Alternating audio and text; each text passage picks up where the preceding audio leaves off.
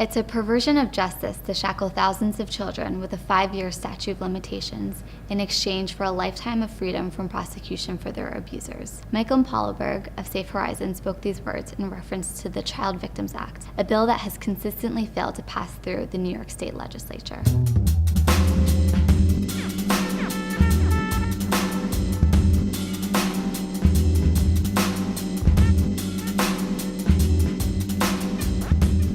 The Child Victims Act is a bill endorsed by many survivor-centric organizations, including the Joyful Heart Foundation, because of the protections it affords to survivors of childhood sexual assault and abuse.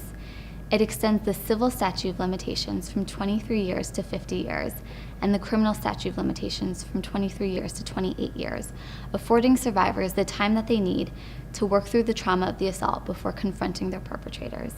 It also allows a 1-year look-back window for civil lawsuits to be filed against institutions whose negligence has resulted in the abuse of children. New York, like Mississippi, Alabama, Georgia, and Michigan, has one of the most restrictive statute of limitations for childhood sexual abuse.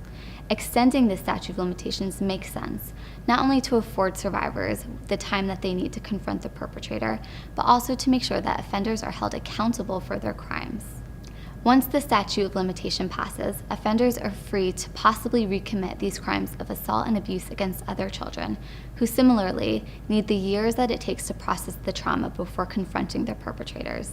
But survivors don't have an indefinite number of years to process. They have until the age of 23, and this is not enough time.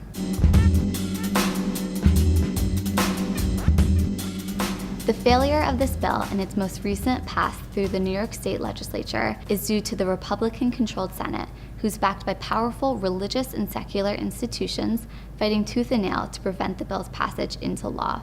These institutions are very aware that they have been complicit and negligent in the abuse of thousands of children committed by their employees.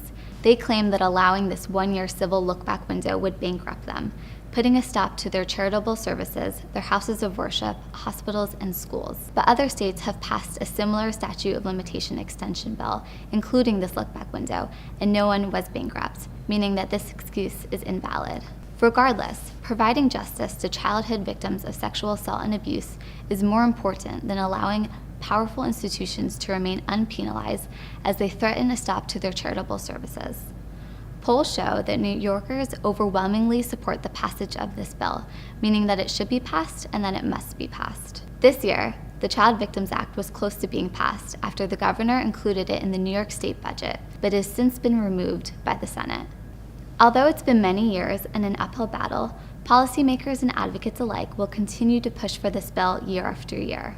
Once this bill is enacted into law, it will afford justice to childhood victims of sexual assault after years of waiting. This will provide survivors with their long-awaited justice.